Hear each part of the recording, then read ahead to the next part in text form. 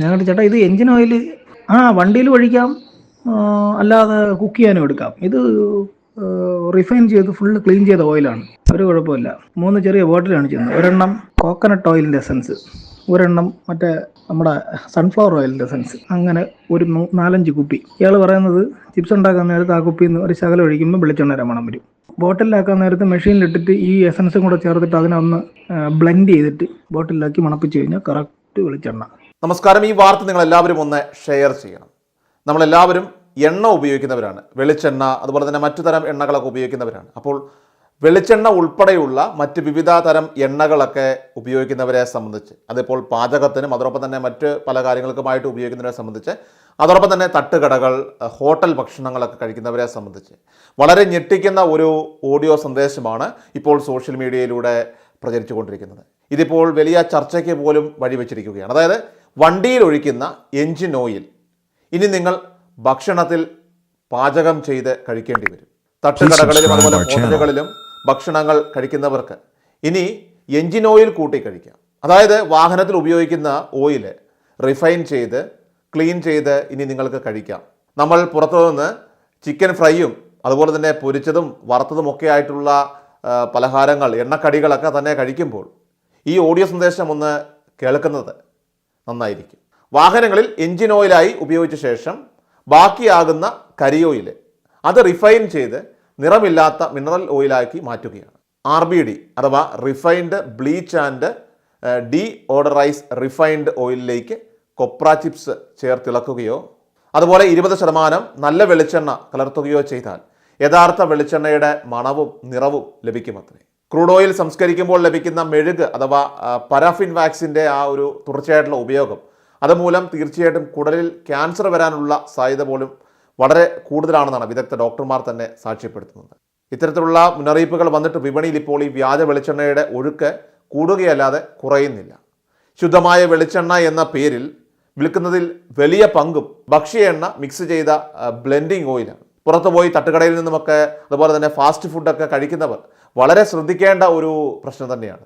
അത് മാത്രമല്ല, മെഡിക്കൽ കോളേജുകളിൽ അതുപോലെ തന്നെ സർജിക്കൽ ഗ്യാസ്ട്രോ വിഭാഗങ്ങളിലൊക്കെ നമ്മളൊന്ന് പോയി നോക്കിയാൽ, അതുപോലെ തന്നെ അവിടെ RCC പോലെയുള്ള സ്ഥലങ്ങളിലൊക്കെ ചെന്നാൽ ഇപ്പോൾ കുട്ടികളുടെ വലിയൊരു എണ്ണം തന്നെ അവിടെ ചികിത്സയ്ക്കായിട്ട് കൂടി വരുന്നുണ്ട്. കാരണം ഈ പുറത്തുനിന്നും ഇതുപോലെയുള്ള സ്ഥലങ്ങളിൽ നിന്നുമൊക്കെ ഇത്തരത്തിലുള്ള ഭക്ഷണം കഴിച്ച് വയറിന് സുഖമില്ലാതെ വന്ന് പരിശോധിച്ച് എൻഡോസ്കോപ്പിയൊക്കെ ചെയ്ത് കഴിയുമ്പോഴായിരിക്കും സംഭവം ക്യാൻസറായിട്ട് മാറുന്നത്. അപ്പോൾ തന്നെ ഡോക്ടർമാർ ആദ്യം ചോദിക്കുന്നത് പുറത്തുനിന്ന് അല്ലെങ്കിൽ തട്ടുകടയിൽ നിന്നൊക്കെ എന്തെങ്കിലും ഭക്ഷണം സ്ഥിരമായിട്ട് കഴിക്കാറുണ്ടോ എന്നാണ്. അതുകൊണ്ട് തന്നെ കഴിവതും ഇനി മുതൽ വീട്ടിലെ ഭക്ഷണം പാചകം ചെയ്ത് കഴിക്കുന്നതാണ് കൂടുതൽ കാലം ജീവിക്കണമെന്ന് ആഗ്രഹിക്കുന്ന മലയാളികൾക്ക് നല്ലത്. ആദ്യം നമുക്ക് ആ ഓഡിയോ ഒന്ന് കേൾക്കാം. ഇപ്പോൾ ആ സന്ദേശം വളരെയധികം വൈറലായിക്കൊണ്ടിരിക്കുകയാണ്. നിങ്ങൾ എല്ലാവരും അത് മുഴുവനായിട്ടൊന്ന് കേൾക്കുക. ഞാൻ ഇത് പറഞ്ഞപ്പോൾ ഇടയ്ക്ക് നമ്മുടെ ഈ ഗ്രൂപ്പിനകത്തൊന്ന് സംസാരിക്കണമെന്ന് വിചാരിച്ചതാണ്. ഒരു ചെറിയൊരു മാറ്ററേ, എൻ്റെ ഒരു ചെറിയൊരു എക്സ്പീരിയൻസ്. ഞാനിവിടെ ഒരിടത്തൊരു നമ്മളെ വർക്ക് അറിയാമല്ലോ, ഇപ്പം മെക്കാനിക്കൽ വർക്കാണ്. അപ്പം ഒരു എഞ്ചിൻ്റെ കംപ്ലീറ്റ് ഒരു ഓവറോളിങ്ങും പരിപാടിയൊക്കെ ചെയ്ത്, അപ്പോൾ അതിലൊരു 37 ലിറ്റർ എഞ്ചിൻ ഓയിലാണ് വരുന്നത്. അപ്പോൾ ഈ പഴയ ഓയിൽ മതി, പഴയ ഓയിലെന്ന് പറഞ്ഞാൽ കുറഞ്ഞ ഓയിൽ മതി അവർക്ക് ഫ്ലഷ് ചെയ്യാൻ വേണ്ടിയിട്ടാണ്. അതായത് അകത്ത് ഓയിലും വെള്ളവും എല്ലാം കൂടെ മിക്സ് ചെയ്തതിൻ്റെ പോട്ടിനകത്തൊക്കെ കയറിയിട്ടുണ്ടായിരുന്നു. ഓയിൽ കയറിൽ ഫുള്ള് സ്ലഡ്ജി ഇതായിരുന്നു, ഒരു ക്രീമി. അപ്പോൾ അത് വാഷ് ചെയ്യാൻ വേണ്ടിയിട്ട് ജസ്റ്റ് ഓവറോളിങ് കഴിഞ്ഞിട്ട് എഞ്ചിൻ ഫുള്ള് വർക്ക് കഴിഞ്ഞിട്ടൊന്ന് വാഷ് ചെയ്യാനായിട്ട് ഓയിൽ, കുറഞ്ഞ ഓയിൽ മതി എന്ന് പറഞ്ഞു. അപ്പം ഞാൻ തപ്പി ഓയിൽ റീഫർബിഷ്ഡ് മറ്റേ റീസൈക്കിൾഡ് ഓയിൽ കിട്ടും. തൽക്കാലം അത് വാങ്ങിച്ചിട്ടൊന്ന് കഴുകി ഇറക്കിയിട്ട് പിന്നെ നമുക്ക് നല്ല ഓയിൽ ഒഴിച്ച് ഓടിക്കാമെന്ന് കരുതി ഞാൻ ഈ റീഫർബിഷ്ഡ് ഓയിലിനെ തപ്പി അന്വേഷിച്ച് കണ്ടുപിടിച്ച്. അപ്പോൾ ബാലരാമപുരത്തുനിന്ന് മറ്റേ കാട്ടാക്കട പോകുന്ന, അപ്പോൾ നമ്മൾ അവിടെ ട്രിവാൻഡ്രത്ത് നിന്ന് ഇങ്ങോട്ട് നേരിട്ട് വരും, ബാലരാമപുരത്ത് നിന്ന് ലെഫ്റ്റിലോട്ട് പോകുമ്പം ഒരു റെയിൽവേ ക്രോസ് ഉണ്ട്, ബാലരാമപുരം റെയിൽവേ സ്റ്റേഷന് അടുത്ത്. അപ്പോൾ അവിടെ വന്നാൽ മതി എന്ന് പറഞ്ഞു. ഞാൻ അവിടെ ചെന്ന് നിന്നിട്ട് അപ്പോൾ 1 ലിറ്ററിന് 140 എങ്ങാണ്ട പറഞ്ഞു. 1 ലിറ്റർ 140 ഉള്ളൂ, റീസൈക്കിൾഡ് ഓയിലല്ലേ. അപ്പോൾ അത് 37 ലിറ്റർ വേണം. ഞാൻ വണ്ടിയായിട്ട് അവിടെ പോയിട്ട് വിളിച്ചപ്പം ആശാൻ പറഞ്ഞു, ഈ തരാമെന്ന് പറഞ്ഞ ആൾ പറഞ്ഞു, ഞാൻ അവിടെ ഇല്ല, നമ്മുടെ കടയിൽ നിന്ന് എടുത്താൽ മതി, കടയിൽ കൊടുത്തിട്ടുണ്ട്, സ്ഥലം പറഞ്ഞെന്ന്. അപ്പം ഞങ്ങട്ട് എവിടെയാണെന്ന് ചോദിച്ചപ്പോൾ എൻ്റെ അടുത്ത് പറഞ്ഞു, അത് ലേവ് ക്രോസ് എത്തുന്നതിന് തൊട്ട് മുമ്പ് ലെഫ്റ്റ് സൈഡിൽ ഒരു ചിപ്സൊക്കെ ഉണ്ടാക്കണം, വറ്റലുണ്ടാക്കണ കടയുണ്ട്, അപ്പോൾ അവിടെ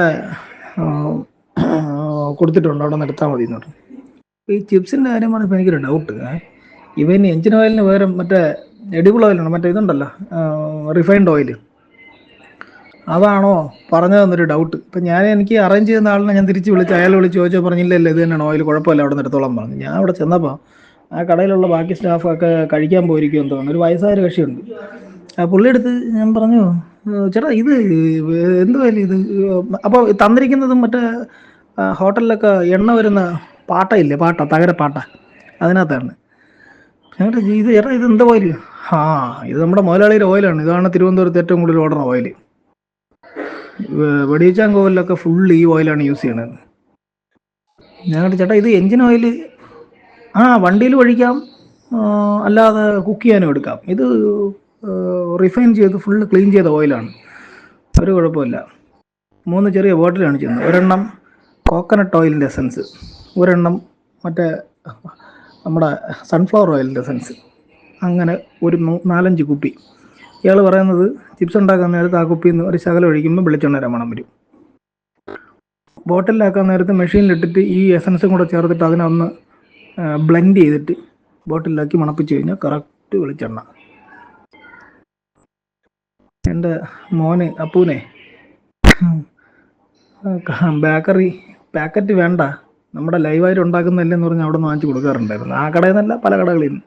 പുള്ളി പറയണത് ഒരുമാതിരിയുള്ള എല്ലാ കടകളിലും ഹോട്ടലുകളിലും ഈ എണ്ണയാണ് യൂസ് ചെയ്യണത്. ഇവരെല്ലാം വർക്ക്ഷോപ്പിൽ തന്നിട്ട് ഈ പഴയ എൻജിൻ ഓയിൽ വാങ്ങിച്ചുകൊണ്ട് റീസർക്കിൾ ചെയ്ത് അതിലാണ് വറുത്തും കരിച്ചും പൊരിച്ചും ഒക്കെ തിന്നണത്. അയ്യോ, എല്ലാവരും ഒന്ന് വീട്ടിൽ എന്തെങ്കിലും വെളിച്ചെണ്ണ മില്ലിന്നെങ്ങാനും വാങ്ങുക, കൊണ്ടുപോയി പിള്ളേർക്ക് എന്ത് സാധനമാണെങ്കിലും ഉണ്ടാക്കി കൊടുക്കുക. ഒരു കടയിൽ നിന്ന് വാങ്ങിക്കല്ലേ എളിയന്മാർ. എൻ്റെ അമ്മോ, ഞാൻ എൻ്റെ കണ്ണുകൊണ്ട് കണ്ടതാണ്. കംപ്ലീറ്റ് സ്ഥലത്ത് ഈ ഓയിലാണ് ഓടുന്നത്, കംപ്ലീറ്റ് സ്ഥലത്ത്. ഒരു മണോ ഒരു ഇതില്ലാത്തൊരു ഓയിൽ, അതിനകത്ത് എസൻസ് ചേർത്ത് ചെയ്യുക. ആലോചിച്ച് നോക്ക്. ഇനി ഒരു ഓഡിയോടെ കേൾക്കുക. ഈ പറഞ്ഞേക്കുന്നത് 100% ശരിയാണ്.